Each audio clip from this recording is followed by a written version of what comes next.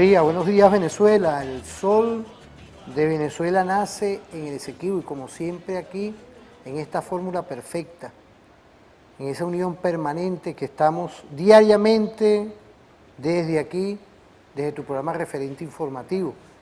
El sol de Venezuela nace en el Esequibo, en nuestro Esequibo, en esa visión hoy que buscamos de lo pequeño, lo cotidiano, construir contigo una comunicación perfecta. Y dentro de todo esto quiero saludar a los amigas y las amigas que nos ven en el Instagram. Le tenemos hoy a ustedes un concurso. Vamos a ver, vamos a sacar ahora una pregunta para ver el que la acierte se lleva esta taza. Ahorita vamos a eso. Pero empezamos como siempre con estas reflexiones permanentes. Quiero saludar a nuestra familia militar, estos constructos que diariamente están haciendo nuestra Universidad Militar, igualmente a la Universidad Nacional de la Fuerza Armada Nacional Bolivariana, la UNEFA, porque son detalles hoy que están siempre concatenados con la seguridad de la nación, pero igualmente con el desarrollo nacional. Esa impronta perfecta. Y aquí tenemos un trabajo de mi general Barros Quintero, una compilación de documentos doctrinarios de los Estados Unidos. Yo saco a veces este trabajo de compilación que se hizo ya que tiene un interés estratégico en el cual buscó sacar a la luz lo que eran las medidas coercitivas unilaterales en el 2014-2015, ¿no? Y son esa fórmula perfecta que hoy están aquí, están activados aquí. Y por eso es que dentro de todas esas medidas coercitivas tenemos que tocar el tema Colombia con profundidad. Hoy contamos, y quiero darle la bienvenida, pero antes de ir a empezar la conversación con la profesora, analista internacional, Ana María Fernández Barreto, María quien sabe... Fernanda. ¿Ah? María Fernanda. María Fernanda Barreto, disculpe. Ella tiene todo un trabajo del tema Colombia, siempre está con nosotros haciendo análisis, pero queríamos, antes de empezar, permitirme y pedirle permiso a usted y a nuestra audiencia de lograr ver si ya en INAMED tenemos el pronóstico del tiempo. Vamos a irnos al pronóstico del tiempo que nos va a llevar toda esa visión holística. Entonces,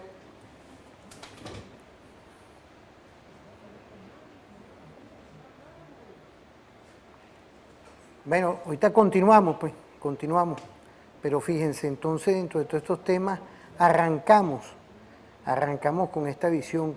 ¿Qué podemos decir hoy?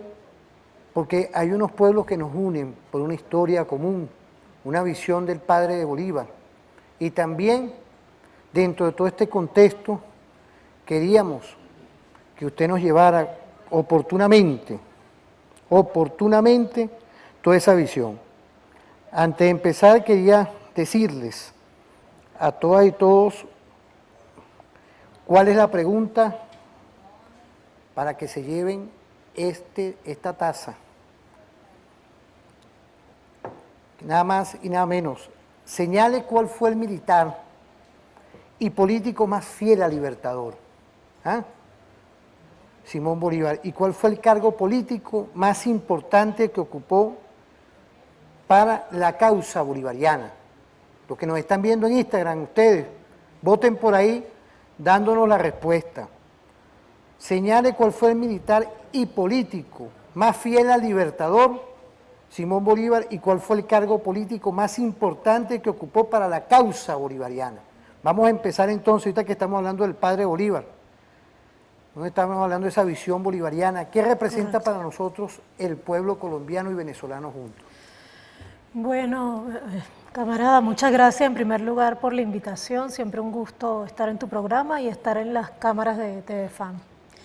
La hermandad entre Colombia y Venezuela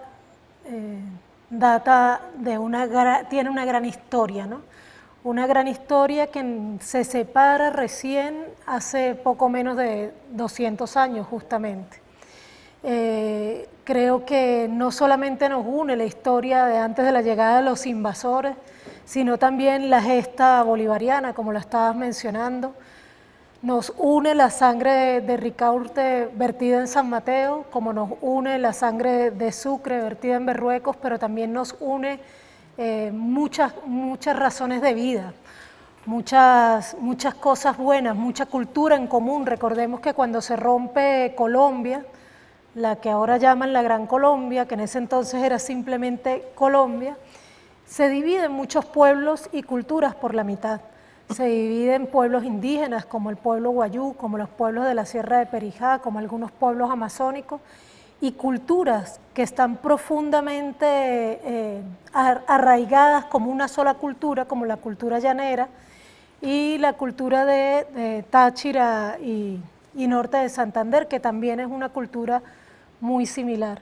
Entonces, creo que esa historia, digamos, de los últimos 200 años o de hace 200 años ya nos une, y además esa historia de unidad se profundiza con una gran migración colombiana que llegó al país a partir de, sobre todo, la década de los 60 del siglo pasado, y como siempre lo recalca el presidente Nicolás Maduro, hemos migrado a este país alrededor de 5 millones de colombianos y colombianas, que hemos parido muchos venezolanos y venezolanas, y por eso a mí siempre me gusta, Luis, sacar la cuenta de que aproximadamente una tercera parte de la población venezolana es o colombiana o colombo-venezolana. Porque si calculas que de esos 5 millones, más o menos habremos tenido en promedio un hijo cada uno, una hija cada uno, pues estamos hablando de 10 millones de personas, que es un poco menos de un tercio de la población venezolana. Entonces eso, por supuesto, ha profundizado la hermandad que hay entre nuestros pueblos, además de que de los 2.219 kilómetros de frontera, aproximadamente la mitad son sumamente amigables topográficamente, y por lo tanto son muy fáciles de cruzar, las relaciones son muy vivas, y es muy común el tránsito entre nuestros países, lo ha sido toda la vida, y bueno, y a pesar de esa ruptura de las relaciones, ha seguido siendo activa. Por eso es que nos parece tan importante lo que está ahora en el tapete, que es ese retomar las relaciones binacionales entre Colombia y Venezuela, porque es una necesidad cultural, humana y también política y económica para ambos pueblos a los lados de la frontera. Profesora, ¿es casual hoy que el Senado colombiano le haga un llamado de acercamiento a nuestra Asamblea Nacional? No, yo creo que simplemente se está imponiendo un criterio de realidad. Nunca en la historia reciente de Colombia, por lo menos la historia del siglo XX y el siglo XXI, un gobierno había subordinado a tal punto la política internacional de Colombia a los intereses y definiciones de los Estados Unidos. Recordemos que cuando el comandante Chávez llega a la presidencia en el 99, estaba en el poder Andrés Pastrana, y ya comenzaron algunos problemas entre la revolución bolivariana, obviamente, y un modelo completamente opuesto, que es el Estado que ha logrado construir la oligarquía colombiana.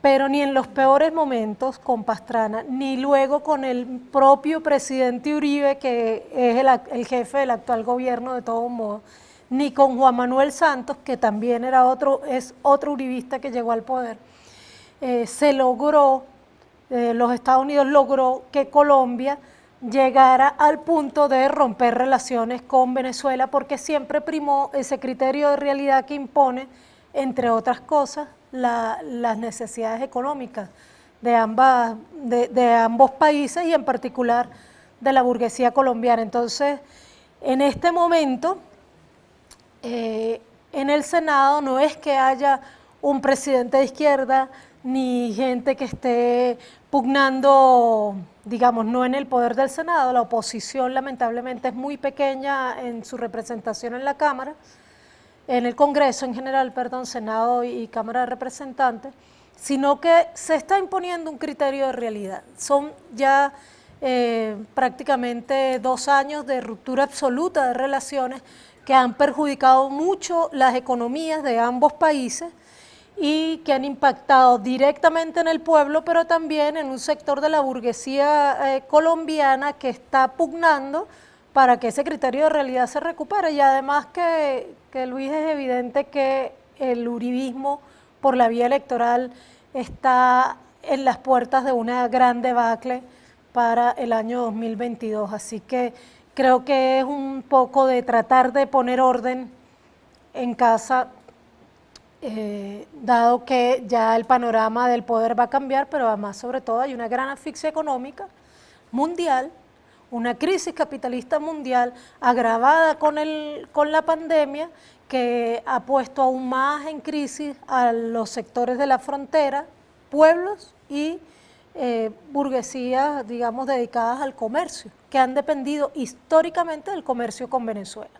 De nuestras ciudades, como también lo que nos ven allá en todo el territorio de la frontera, porque estamos conversando nada más y nada menos con un país vecino, que tenemos gran cantidad de territorio, que nos une, y nos une una historia. Por eso es que dentro de toda esta visión quería tocar con una experta, una profesora, un analista que conoce el tema realmente, como ve usted, profesora María, y yo que por eso es que queríamos, y dejamos esas preguntas al aire, ¿no? Porque usted nos habló ya de lo que es ya una rebeldía estratégica del pueblo colombiano. Se le reveló a ese modelo, se le reveló inclusive a toda esa visión económica que busca más bien es oprimir y no liberar. Entonces, hay una experiencia nefasta ahí, porque nada más y nada menos las oligarquías fueron las que acabaron con ese futuro presidente que venía, como lo fue el jurista Gaitán, y de ahí ha empezado históricamente una violencia que no ha parado y continúa ahí, porque cuántas muertes también no se están haciendo hoy con respecto al tema de esos trabajadores sociales, a esos líderes sociales, se están hasta persiguiendo.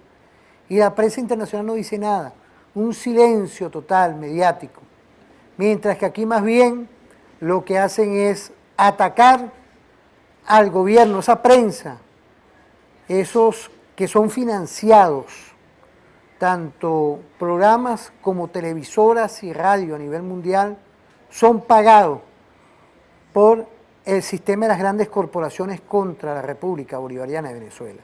¿Qué lectura tenemos de todo eso, apreciada profesora? Porque 2022 es un tema hoy que a esta América meridional, esa visión, y recordemos un poco, ¿no?, lo que es esa visión de nuestro Padre Libertador, porque ahí yo vuelvo otra vez con una pregunta que dejé en el aire, ¿vale? Una pregunta perfecta que aquí tengo. Quiero agradecer al equipo, ¿vale? Equipo de producción, porque la televisora de la Fuerza Armada Nacional Bolivariana, vamos a ver quién pega, pero quién pega estudiando. Señale cuál fue el militar y político más fiel al Libertador Simón Bolívar y cuál fue el cargo político más importante que ocupó para la causa bolivariana. Tengo ustedes, decíamos, a ver si hay respuestas por ahí. Pero, ¿qué podemos pensar hoy de lo que es Colombia hoy? Con todo eso que puede venir el año que viene. Bueno, Colombia, desde que Francisco de Paula Santander optó precisamente por subordinar a Colombia a la doctrina Monroe, que entonces nacía, y terminar por traicionar el proyecto bolivariano, es un país en el cual una oligarquía santanderista logró enquistarse, una oligarquía subordinada a los Estados Unidos logró enquistarse en el poder, y desde entonces hasta ahora Colombia no ha tenido un día de paz. En realidad, Colombia no ha tenido un día de paz desde que llegaron los españoles a nuestra América. Como bien lo señalas, evidentemente hay un conflicto social y armado que tiene mucho que ver con el asesinato de Gaitán. Digamos que ahí se marca el inicio histórico de esta nueva etapa de conflicto social y armado en Colombia. Sin embargo, Colombia, como te digo, desde que nace como república, nace con profundos conflictos sociales y políticos, incluso siempre armados también. Perdón.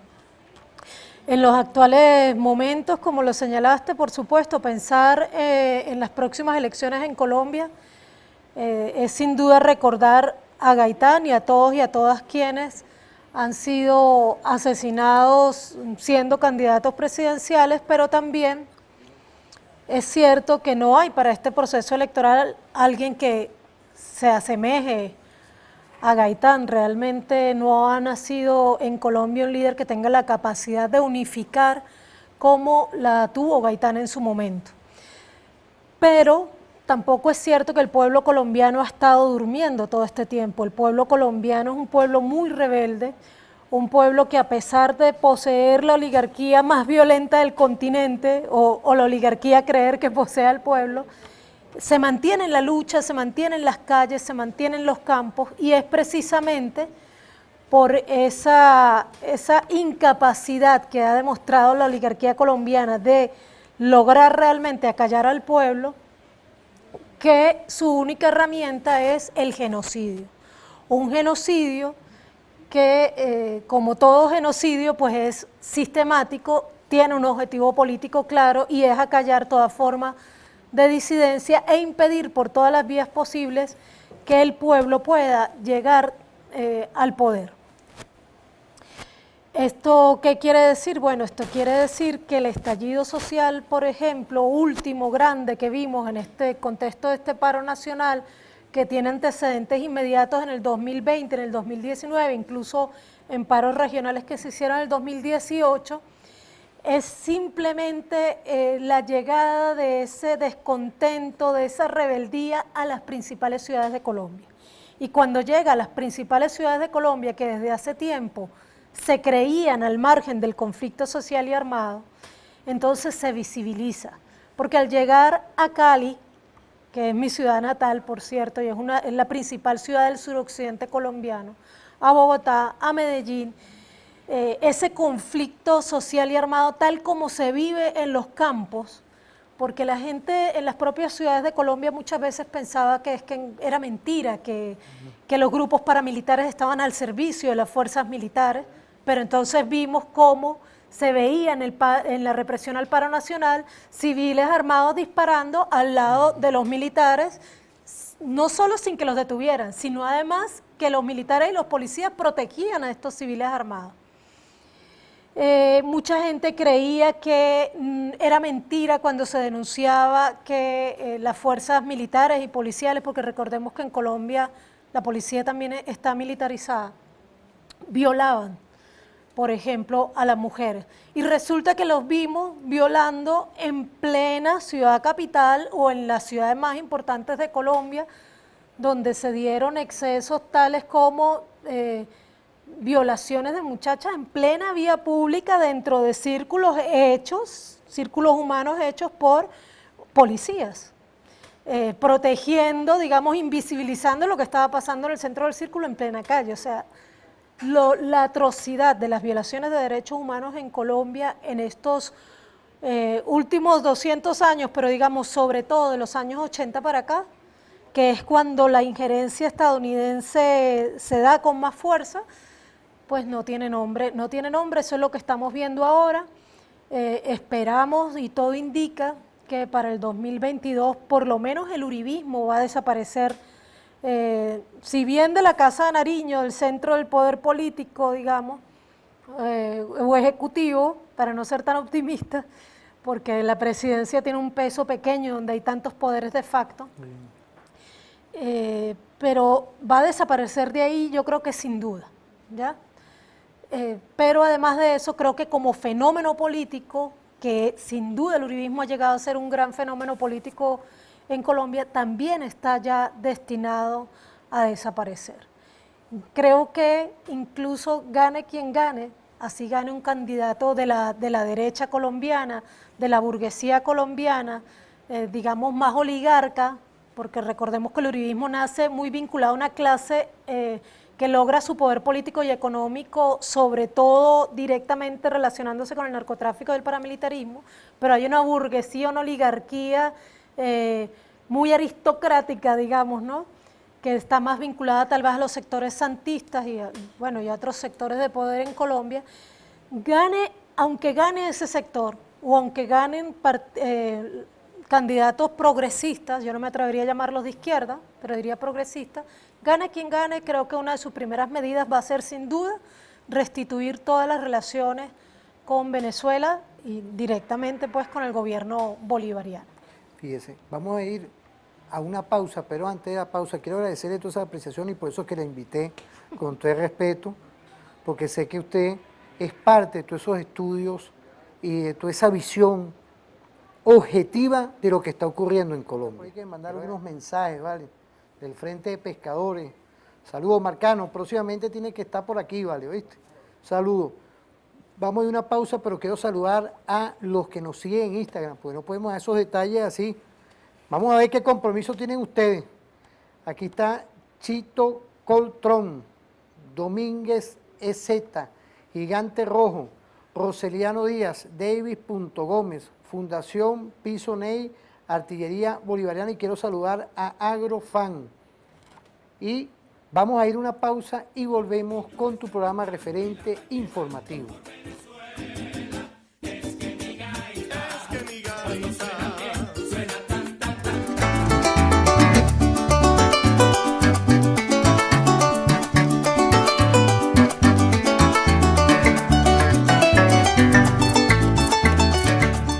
Otra vez, estaba aquí yo activo ahorita viendo los mensajes de Maracaibo, los milicianos. Quiero saludar a Verdi, que siempre se reporta. Igualmente desde Aragua, vale, por aquí están, hay varios aquí, pero si no, si me engancho con el teléfono, no paramos, no salimos. Aquí en Instagram quiero saludarlos a todos. Mosca con la pregunta que ya dejamos en el aire. Bueno, yo también quiero saludar a la gente de Maracaibo, porque yo nací en Cali, pero lo poco que crecí, lo crecí en Maracaibo. Claro, ¿no? Y es importante, fíjese, profesora, lo que hemos hablado en este primer segmento, que no es poca cosa, la unidad, pienso yo, histórica, que tenemos dos pueblos que están imponiéndose ante esa oligarquía y ese gobierno colombiano, ¿no? Y es la presión también que puede haber. Es hoy, dentro de toda esta ruta que hemos atravesado, y hoy con la pandemia, ver que es algo histórico lo que ocurre hoy de parte de las instituciones de Colombia. Claro, no podemos esperar mucho, pero se ha logrado abrir un camino del cual podemos abrir una relación diferente de Estado a Estado, porque yo pienso que el gobierno colombiano, a mi criterio, va a continuar con ese tipo de acciones. Bueno, algunas instituciones del Estado, como el Senado, están manifestando esa necesidad real de retomar las relaciones, pero es de esperar que, ya además lo ha dicho Iván Duque, es de esperar que el gobierno no asuma, el gobierno colombiano, un reconocimiento político. Porque, bueno, como estábamos conversando ahora, el gobierno uribista ha decidido subordinar su política exterior a los designios de Washington y en ese sentido sigue anclado a decisiones que ya incluso la Unión Europea ha retrocedido sobre ella y muchos de los países que en algún momento tuvieron el mal gusto de reconocer un gobierno ficticio en Venezuela, pues ya han retrocedido y han comenzado a reconocer al presidente Nicolás Maduro como el único presidente legal y legítimo en Venezuela. Duque, sin embargo, no está dispuesto a eso porque es un hombre además con muy poca experiencia política, con poco caudal político propio, caudal que además ha perdido con tan nefasta gestión de gobierno, cada día un nivel de rechazo más alto, y bueno, y pende de las barbas del tío Sam desesperadamente, así que mientras se le sigue exigiendo que siga jugando a ser presidente, aliado de un supuesto presidente interino, pues él va a seguir porque realmente no tiene mucho que ofrecerle ni a Colombia ni al mundo en términos de sabiduría política. Pero fíjese, usted nos ha dicho, hay algo que uno no puede perder la perspectiva. Para llegar a ese nivel de que ellos no respeten como nosotros respetamos las demás constituciones. Imaginemos el nivel de desesperación que tienen tanto el gobierno norteamericano como también el gobierno colombiano y otros gobiernos por ahí también que nos escapan, porque Chile está hoy resquebrajado porque un pueblo también está asumiendo ya una conducción. Hay que saludar y felicitar al pueblo chileno que está en rebeldía. Por supuesto. Pero vemos hoy cómo se amarran de una figura que no está aquí, un señor que en verdad, triste historia para la historia de ellos, de esa oposición, ha dejado una marca que es imborrable, porque prácticamente están en el exterior. Entonces, para llegar a ese nivel de aferrarse a una figura que no existe en nuestra Constitución, como este señor autonombrarse en una plaza, en una cuestión de esta ahí, cuando aquí hay elecciones, hay gran cantidad de elecciones, vamos para 29 elecciones, imaginémonos, país que está, y hoy con un CNE que se le dio apertura directa a los factores de la oposición para que tengan participación más activa, que no les toca, pero se les está dando, porque hay un CNE que ha dado lustra tecnológicamente lo que es hoy el derecho al voto, ¿no? Y un apoyo fundamental de lo que es hoy la idiosincrasia nuestra, que es la participación, el protagonismo. Podemos también profundizar algo que es importante, apreciada profesora, el tema hoy de las fronteras. ¿Qué impacto va a generar ese cambio de relaciones hacia las fronteras nuestras?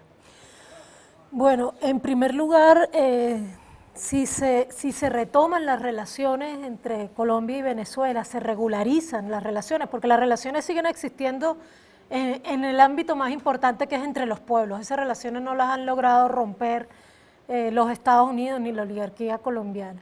Pero si se retoman formalmente las relaciones, lo primero que va a perder son las economías ilegales que han ido ganando campo con el cierre de las fronteras. Ojo que esto no quiere decir que no estemos de acuerdo con la medida de cierre de fronteras que se ha tomado en 2 ocasiones el presidente Nicolás Maduro en defensa de la soberanía económica y de la soberanía territorial. Pero con el tiempo estas medidas son demasiado artificiales para una frontera tan viva, con poblaciones binacionales tan grandes que la habitan, y es por ello que una regularización de esas relaciones nos llevaría a derrotar economías ilegales, mejoraría obviamente el flujo de mercancías y lo haría por la vía legal, y ese flujo de mercancías por la vía legal favorecería tanto a los empresarios colombianos como a los empresarios venezolanos, como al pueblo colombiano y como al pueblo venezolano, porque además recordemos que el impacto del cierre de fronteras también ha impactado en la economía popular de ambos lados de la frontera, porque son fronteras muy vivas y aparte no tiene sentido. Fíjate que tanto norte de Santander como Táchira, desde siempre, desde que llegaron aquí los españoles y pusieron el centro de ese virreinato allá en Bogotá,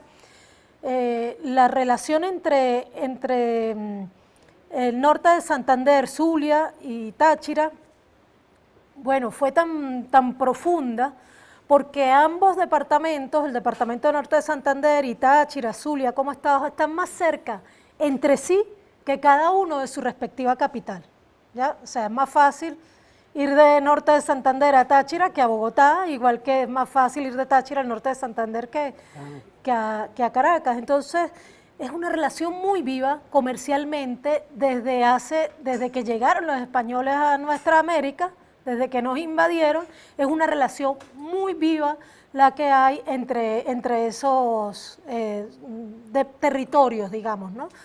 Zulia, Táchira y norte de Santander, al punto que prácticamente la ciudad de Cúcuta fue construida prácticamente por razones comerciales y por, sobre todo, población del estado Táchira. ¿Ya? Yo le agradezco esa apreciación porque fíjese, no podemos olvidarnos el impacto positivo que puede generar. Quiero saludar a nuestro candidato que está allá en el estado Táchira, Freddy Alirio Bernal Rosales, que le ha dado un excelente trabajo el que ha hecho el camarada Freddy Bernal. Sí. No es fácil tener a esos enemigos ahí, al lado, no los pueblos, el gobierno que está al lado ahí, sí, y el sinfín de cosas que pueden haber en una frontera tan activa. Las fuerzas militares, las fuerzas paramilitares y las contratistas militares privadas de seguridad, de las que hablamos Claro. en un programa anterior. Claro. No es lo mismo tratar de comprender la frontera desde Caracas que estar en la frontera como está el camarada Freddy Bernal.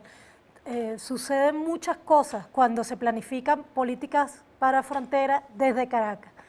Y es porque realmente es una frontera muy, muy compleja. Todas las fronteras tienen su complejidad, por supuesto, pero fronteras que son tan vivas y con tanta historia común, pues son aún más complejas, y por eso es tan importante el papel de los poderes regionales y locales en la solución de este y otros conflictos fronterizos. ¿No? Y quiero saludar también al gobernador del Zulia. Por supuesto, cómo no. Otro que le ha dado la batalla. Omar Prieto, que también ha dado la batalla en la defensa del Catatumbo, además territorio estratégico binacional también, la cuenca del Catatumbo. De hecho, uno de mis más recientes artículos, el último que se publicó en Misión Verdad, me gustaría invitar a la audiencia a leerlo, se llama El Catatumbo en disputa. Claro, pero vamos, cuando vengamos, ya en el próximo segmento activo, yo quería dejar esta pregunta en el aire, profesora, porque no es poca cosa hoy lo que usted ha escrito, sus reflexiones, el tema de Maracaibo,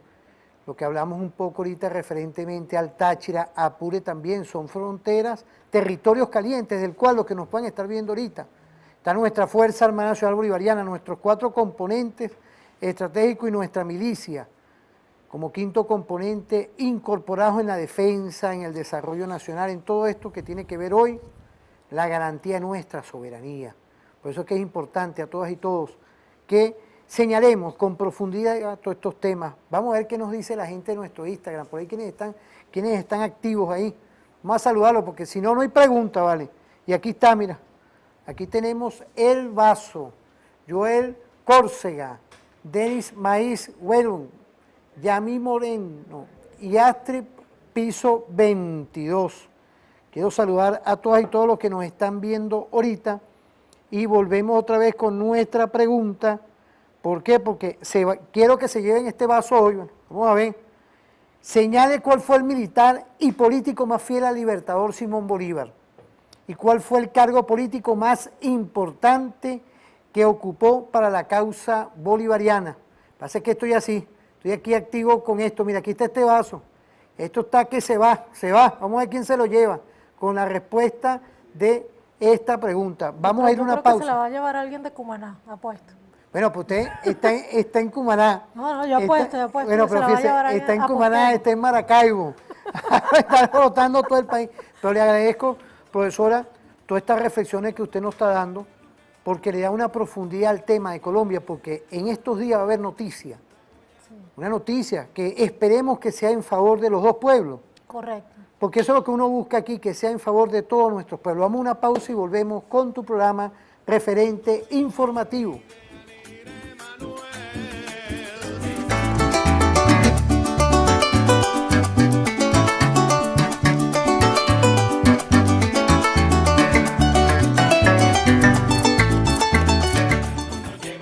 Esta música, ahí estamos volviendo otra vez con los temas que es de interés. Fíjate, nada más y nada menos, quedamos con un tema. Me agarraron bailando gaita. Sí. Mire, profesora y analista, bueno, estamos ya en este ambiente decembrino, ¿no? Pero no podía faltar que tocáramos el tema que usted ha trabajado, como es ese espacio nuestro que es Maracaibo, que tanto ha sido sediado, igual que Táchira, igual que Apure, porque no podemos olvidar todos esos ataques de una u otra forma, pero ¿qué podemos ver según el trabajo que usted dio ante todo esto que estamos hablando, que es el interés de los pueblos hermanos, como el pueblo venezolano y el pueblo colombiano? ¿Qué visión tiene usted de todo esto?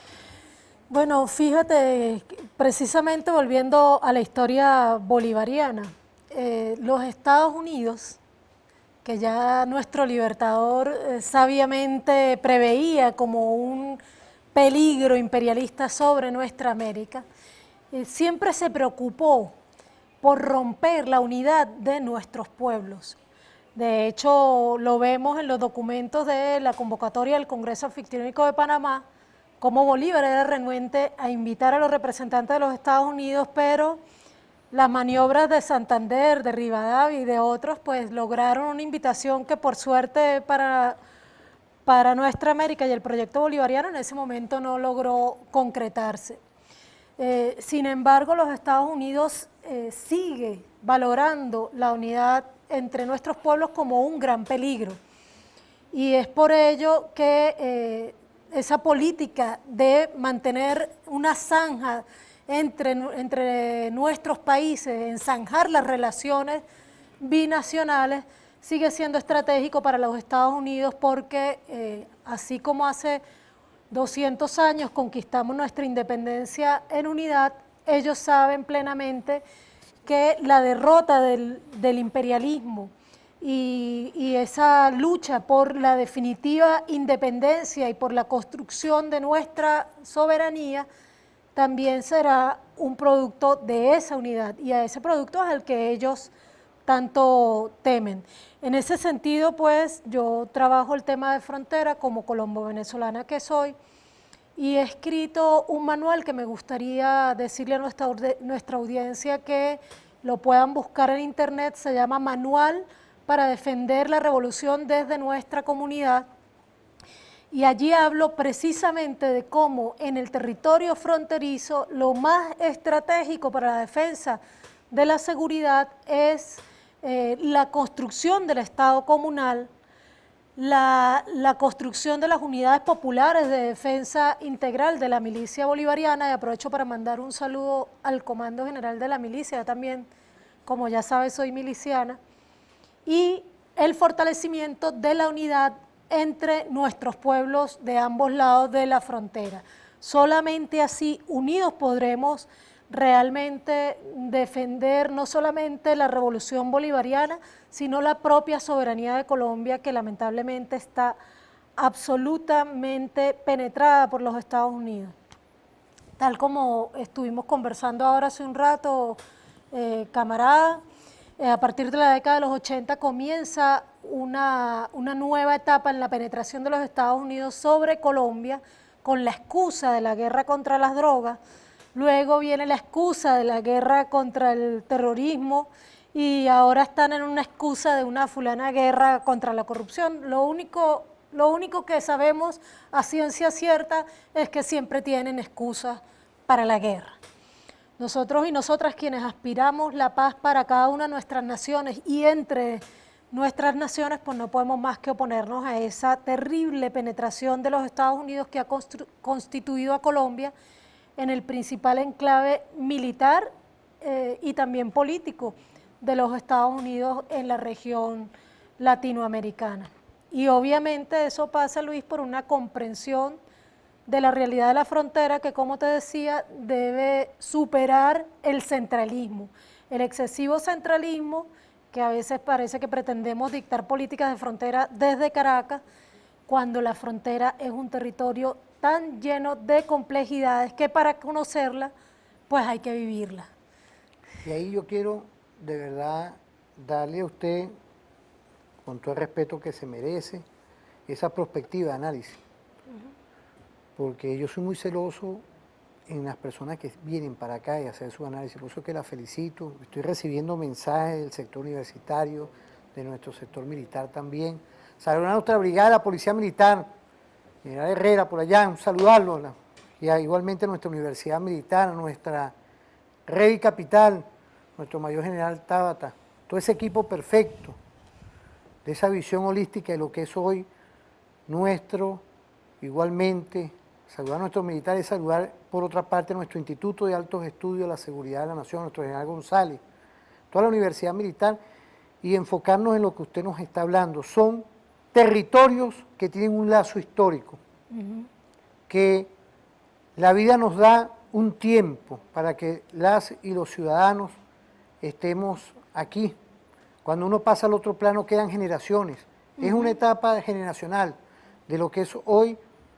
Y quiero dejar esta reflexión antes de irnos al reporte vial que nos da nuestra Guardia Nacional Bolivariana, pero en esa visión de toda esta etapa generacional, en esta unidad bolivariana, podemos concebir hoy que las fronteras no es como la frontera de México, que esos presidentes buscan es tener grandes muros. Y ahí yo quiero dejar esta reflexión. Hacen falta muros, hacen falta vallas, hacen falta armas, cuando nos une una visión bolivariana, una visión del padre Bolívar, una visión que hoy tienen que imponerse ante los enemigos de esa unidad bolivariana, que son nuestros pueblos. Y es lo que hoy está haciendo fuerza, pero cuando vengamos de nuestro reporte vial que hace nuestra Guardia Nacional Bolivariana todos los días, 365 días del año, especialista y estratega del orden interno, quiero saludar a nuestro coronel Viloria, profesor de nuestra Academia Militar de nuestra Guardia Nacional Bolivariana, en el área de la seguridad vial. Nuestra Guardia Nacional busca igualmente nuestro ejército, nuestra Academia del Ejército. Saludar a mis cadetas y mis cadetes de nuestras dos academias. Soy profesor con todo el honor que me lleva, igualmente nuestro Instituto de Altos Estudios, y saber que el ser militar, la formación profesional para nosotros es lo primero. Es una instrucción que siempre tenemos de nuestro comandante y jefe, Nicolás Maduro Moros, e igualmente nuestro ministro, mi general jefe, Vladimir Peña López. Un saludo a usted y a todo nuestro Estado Mayor Superior. Por eso es que me gusta traer también damas para acá, de primera línea, porque nos da una vistosidad de lo que hoy es nuestra televisora, tu televisora, la televisora de nuestra Fuerza Armada Nacional Bolivariana, que está nuestra Fuerza Armada Nacional Bolivariana. Pueden estar ahí, pueden estar activos al 0412-020-5263. Estamos a su orden aquí activos diariamente y ese feedback que hay. Por eso por ahí se reportó Aníbal J. Lanza de Argentina, mira, como que se nos quieren ir para allá, mira, y se nos quiere ir la tasa para Argentina. Bueno, ¿cómo hacemos? Porque ahí están mandando mensajes de Argentina.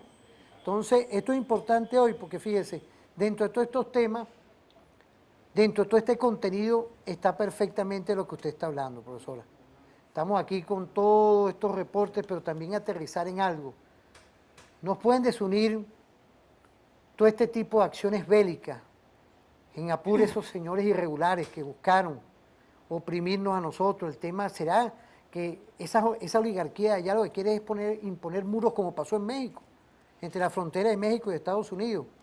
Mientras que por procesos de integración, por nuestra visión que rompe con la unipolaridad y nos montamos con la multipolaridad, es decir, que los pueblos trabajemos en conjunto para lograr quitar esas grandes inequidades que llevan los procesos capitalistas. Es una visión que podemos ir dándole vida a eso.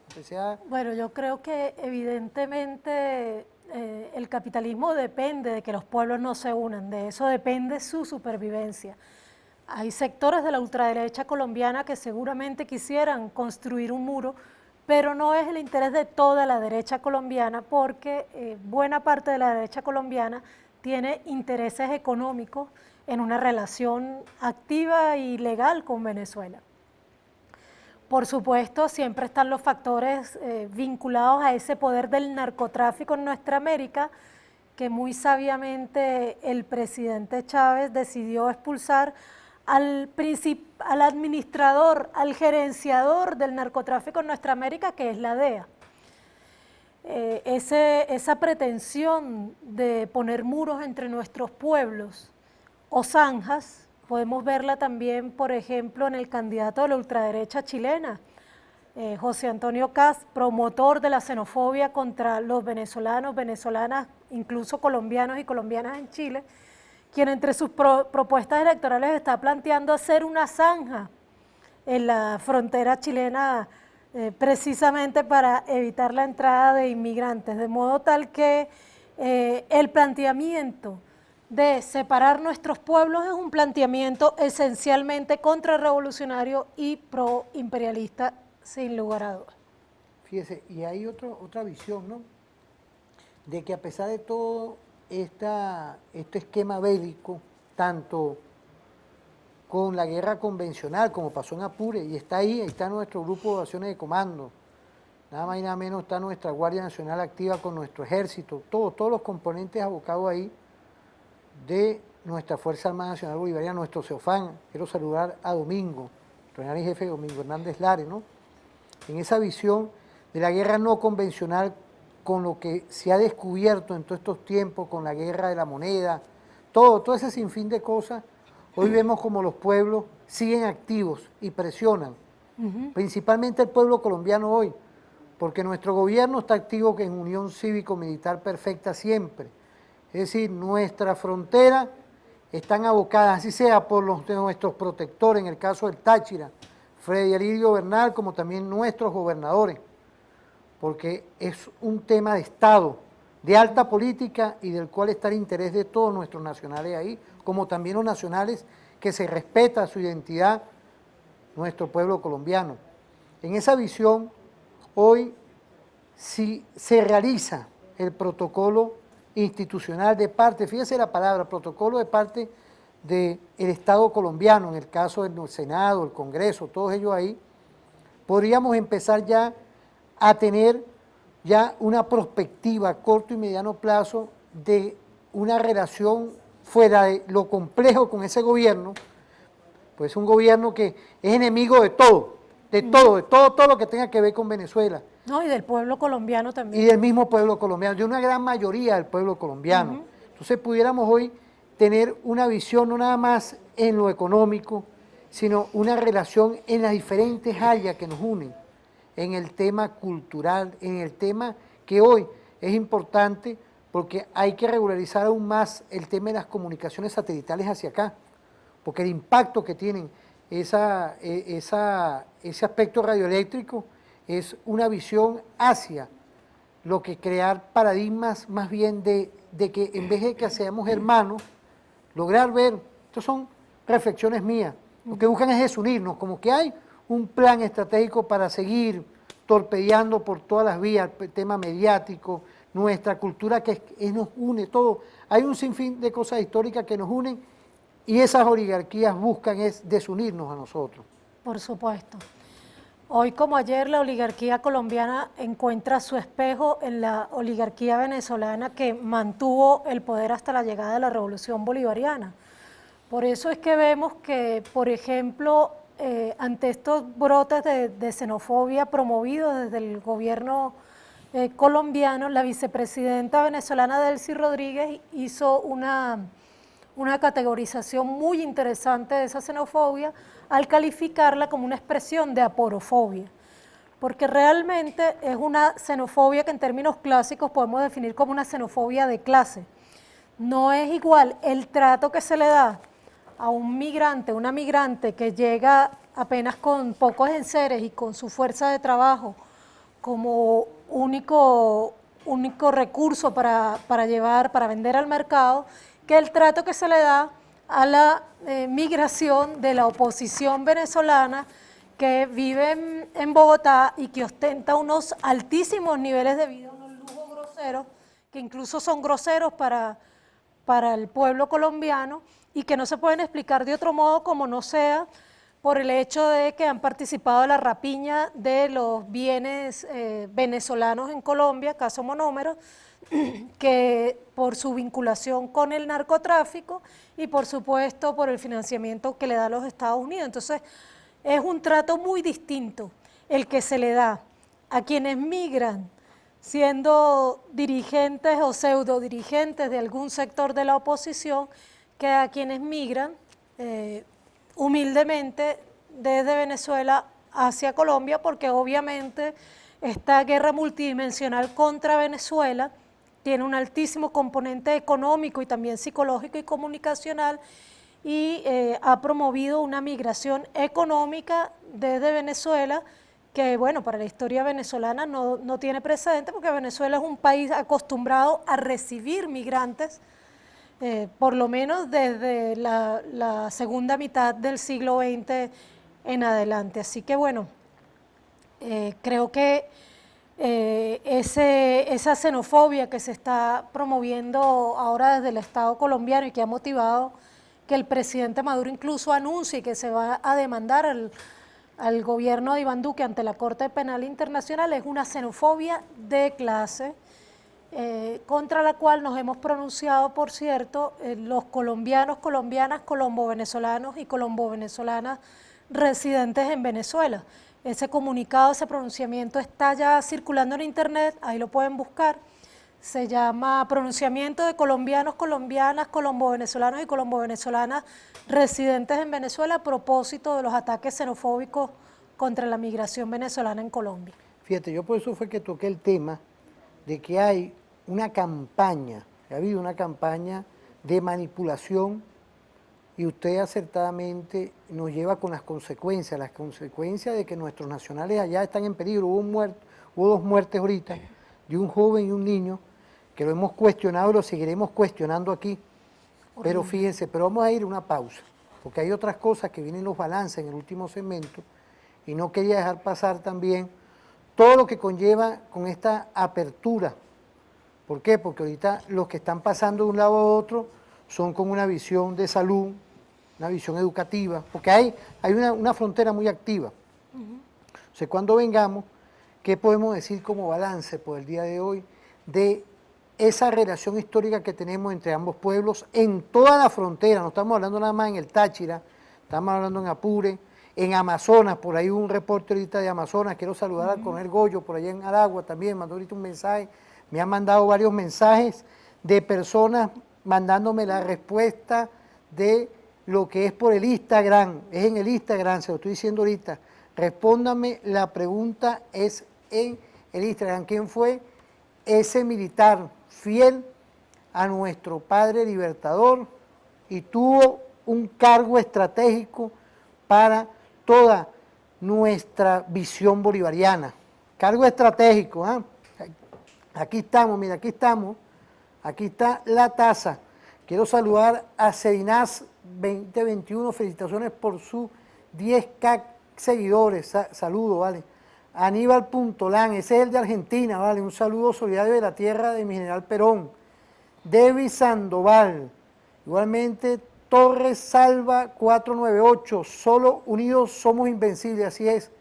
Es una visión hoy de que la unidad de los pueblos, como lo dice ahorita Torres Salva, es la que va a ser hoy protagónica para lograr la paz. Como hace 200 años. Como hace 200 años.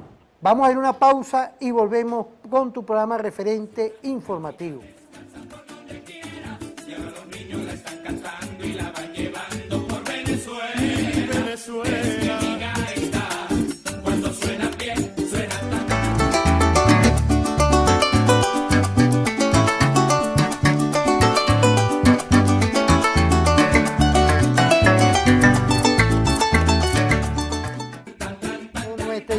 Estamos aquí con todas y todos los que nos llegan, estamos aquí discutiendo, llevando lo que es una visión de lo que hoy tocamos como un tema con profundidad, porque siempre habíamos tocado el tema con Colombia como lo que es la visión de nuestra región, como un todo. Entonces yo quise empezar la semana, porque ya va a ser noticia, ya nuestra Asamblea Nacional, que quiero saludar al presidente Jorge Rodríguez, a todas y todos los diputados, porque ya se identificó y se sesionó especialmente para crear una comisión especial. Entonces todo esto va a ser, dentro de todos estos días va a haber noticias. Esperemos, como lo hemos estado hablando, primero el tema histórico que tenemos ahí, segundo lo que esperamos, las expectativas que pueden salir de ambos pueblos. Entonces todo esto va concatenado con empezar la semana con esto y en los balances. Igualmente quiero saludar a nuestra vicepresidenta ejecutiva Delcy Eloína Rodríguez Gómez, una gestión perfecta de parte de todos los ministerios que están hoy constitucionalmente bajo el mando de nuestro presidente Nicolás Maduro Moros y bajo la ejecutividad, siguiendo las líneas de nuestro presidente, está la doctora Delcy Eloína, todo este equipo perfecto, damas que están hoy dándole vida a toda esta fórmula perfecta, hoy nuestra Asamblea Nacional. Imaginémonos hoy, Morómetro, lo que tenemos ahí, un patrimonio que es nuestro, ¿eh? Todo ese daño que le han causado a nuestro pueblo. ¿Qué podemos decir hoy como balance ya culminando el programa de hoy? Bueno, el balance sería insistir en lo que hemos venido diciendo. Conquistamos juntos como pueblos hermanos la independencia del imperio español, conquistaremos juntos la independencia del imperio capitalista. Creo que no cabe duda que la unidad entre Colombia y Venezuela es indefectible. Esperemos que todas estas gestiones que va a comenzar a hacer la Asamblea Nacional en representación del pueblo venezolano logre tener siquiera un diálogo sensato con el Senado colombiano. Tampoco es que aspiremos mucho más porque sabemos quiénes dominan ese Senado, pero por sobre todo creo que lo más importante es siempre insistir en el llamado a la unidad entre nuestros pueblos bolivarianos. Recordemos que fuimos una sola patria hasta hace menos de 200 años.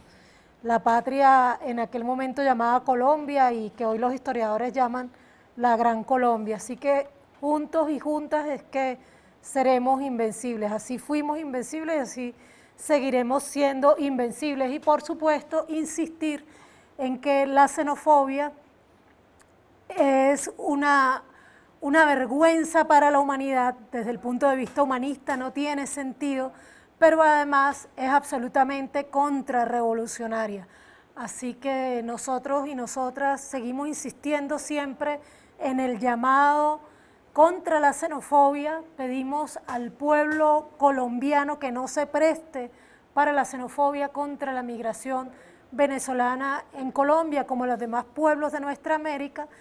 Y por supuesto le decimos al pueblo venezolano, bolivariano, que la respuesta jamás puede ser tampoco la xenofobia, porque Colombia y Venezuela fueron siempre una sola patria en el corazón de Bolívar y en el corazón de Hugo Chávez, quien también fue un gran luchador por la hermandad de nuestros pueblos. Fíjese, ahí usted como siempre da una reflexión que a mí me gusta, con todo el respeto, ¿no?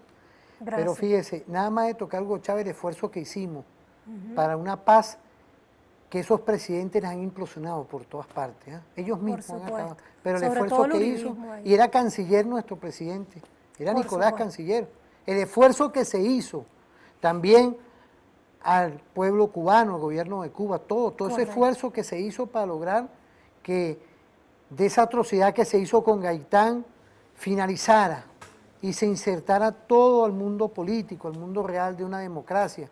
Y vemos hoy cómo Colombia sigue en esa visión, en ese conflicto. Seguimos luchando por una solución pacífica, política y negociada al conflicto político, social y armado que vive Colombia. Esa era la visión que tenía Hugo Chávez y también Fidel Castro.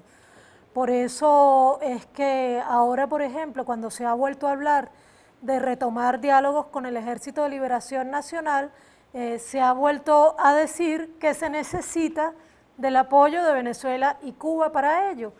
Pero lamentablemente el gobierno colombiano, tan indigno, ha declarado, ha solicitado a los Estados Unidos que incluya a Cuba como país en la lista de países defensores del terrorismo, precisamente por apoyar los últimos diálogos que se tuvo en La Habana con el Ejército de Liberación Nacional. Entonces, lo cierto es que el uribismo no quiere una salida política y negociada, porque el uribismo solamente quiere la guerra. Es el único modo que le garantiza poder sobrevivir políticamente, porque ya sabemos que por la vía democrática su fin está a portas, ¿no? Como dirían, usando aquí mal usando el latín, pero ya está próximo, por la vía electoral está próximo su fin, yo creo que sin lugar a dudas, esperemos que así sea. Y yo creo que no es nada más usted, los mensajes que me mandan, ¿vale? Quiero saludar a todas y todos, el Estado Táchira empezaron a mandar mensajes también, ¿vale? Todas y todos, ¿verdad? Que me parece muy bueno esta interacción al 0412-020-5263 y a ti en Instagram, ¿no? Fíjense, ustedes están ahorita viéndome, ¿no? Y ahí al lado hay un código de QR, ese código está activo. Ustedes que estamos ahorita con el tema de quién se queda con nuestra taza, yo le he mandado varios mensajes, ahorita ustedes estaban yo hablando aquí, le estaba mandando mensajes también a nuestras amigas y nuestros amigos, que es por Instagram, no me manden mensajes, por favor. Quiero darle esta pregunta, señale cuál fue el militar y político más fiel al libertador Simón Bolívar y cuál fue el cargo político más importante que ocupó para la causa bolivariana. Tenemos ahí ya los resultados, por ahí ya está la gente con el Volkswagen. con el BOL ya buscando los resultados. Ahora, profesora, ya en este último segmento, en toda esta reafirmación de nuestra cultura bolivariana, es importante a los que nos están viendo en la frontera, los que nos están por allá, en cualquier parte de nuestra frontera, porque usted dijo algo que es real y la felicitan. No es lo mismo ver la frontera de Caracas a los que la están viviendo en todo el territorio nacional. Correcto. E igualmente ellos tampoco pueden ver lo que ocurre hoy en las ciudades. Por supuesto. Entonces, ese mensaje que le podemos llegar, de lo importante de lo que pueda acontecer en estos días en favor de todas y todos. ¿Qué lectura podemos decir hoy como balance a todo esto? Bueno, en primer lugar me abrazo a el pueblo de ambos lados de la frontera, el pueblo colombiano, pueblo venezolano, que se extiende a lo largo de los 2.219 kilómetros de frontera. Yo trabajé una década en esos primeros 900 kilómetros más o menos de frontera entre Colombia y Venezuela. Trabajé una década como servidora pública del gobierno bolivariano. Creo que sin duda la clave para la defensa de la revolución bolivariana, para la defensa de la soberanía de nuestros pueblos pasa por la unidad de nuestros pueblos. En primer lugar pasa por la construcción de esa unidad. Ojalá en Colombia las luchas que ha emprendido el pueblo colombiano durante las últimas décadas y las que en particular lo llevó a las calles de las principales ciudades de Colombia este año, pues también logren los objetivos de una Colombia en paz. Pero para lograr esa Colombia en paz, Luis, como lo dijimos en otra ocasión, lo primero que tiene que pasar es que haya un desalojo de las fuerzas de ocupación de los Estados Unidos sobre el territorio colombiano. Con esto quiero enviar un abrazo a todos y todas en la Fuerza Armada Nacional, que duélale a quien le duela, es bolivariana, porque es muy doloroso ver, por ejemplo, cómo las fuerzas militares colombianas están tan subordinadas a los Estados Unidos que los militares colombianos están perfectamente acostumbrados a recibir órdenes directas de los militares estadounidenses, y eso no pasa ni pasará con los militares y las militares venezolanas. Lo decía en ocasión de la batalla de los Puentes, un general venezolano que estuvo ahí en la línea de frontera dialogó con unos soldados colombianos y les dio la mano, ¿no? Les dio la mano. Cuando le dio la mano, uno de los soldados, cuenta el general, ¿no? Uno de los soldados le dijo, ¿usted de verdad es general? Y él le dijo, sí, yo soy general. ¿Por qué? Mira, aquí está mi uniforme. Entonces el muchacho le dijo, no, es que a nosotros nunca nos ha dado la mano un general. Eso sucede en las fuerzas militares colombianas. Esa división de clases tan marcada en toda la sociedad colombiana está también expresada en las fuerzas militares de Colombia, y por supuesto quienes mueren en la guerra son los soldados, las soldadas y en general las víctimas del reclutamiento forzado que hacen las fuerzas militares de Colombia. Y no es lo mismo que pasa con nuestra Fuerza Armada Nacional Bolivariana, donde por cierto ya esa barbaridad que era la recluta fue una de las primeras modificaciones que hizo el comandante Hugo Chávez. Así que nada, muy orgullosa de estar en el canal de la Fuerza Armada Nacional Bolivariana. Quiero invitar a la gente de la frontera a que revise el manual para defender la revolución desde nuestra comunidad, porque la defensa de la soberanía venezolana pasa en primer lugar por la construcción del Estado comunal y por la construcción de las unidades populares de defensa integral. No, para mí es un placer invitarla. Yo soy muy celoso en esto y sé el trabajo que usted está haciendo con nuestra milicia bolivariana, con toda esta visión, pero fíjense, falta algo. Yo quiero que usted nos ayude para que saque un papelito ahí, que esos fueron uno solo ahí, que es el vaso. Mire, aquí estamos, usted misma ahí, dígalo usted misma ahí, porque ¿quién fue el ganador? Axiel-Negrita. Ah, mira, Axiel-Negrita. Negrita. ¿Cuál es la respuesta? Fíjense, el general en jefe Rafael Urdaneta. Ayer cumplió 233 años de su nacimiento, se conmemoró en la ciudad de Maracaibo, ¿no? Él fue presidente de la Gran Colombia, un cargo perfecto, un cargo que era de extrema confianza. Lo pusimos hoy empezando la semana porque ayer se le dio en toda la República Bolivariana de Venezuela, de nuestra Fuerza Armada Nacional Bolivariana, de todas y todos, esa conmemoración y ese festejo patriótico a Rafael Urdaneta, nuestro general en jefe. Fíjate que la esposa de Rafael Urdaneta nació en Colombia.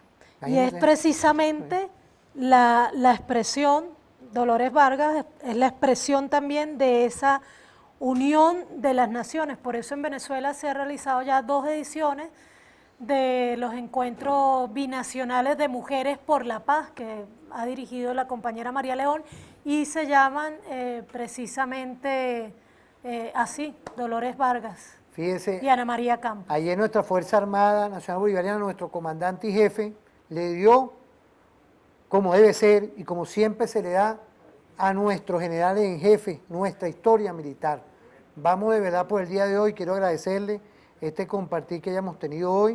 Y bueno, saludar a todas y todos los que nos ven en el Instagram, saludarlos por el día de hoy. Espero que pasen un feliz día y nos vemos en otra oportunidad. Siempre va a estar con Siempre nosotros a la usted. orden. Gracias, Muchas gracias. gracias, Saludar gracias. a todas y todos, que pasen un feliz día. Feliz inicio de semana.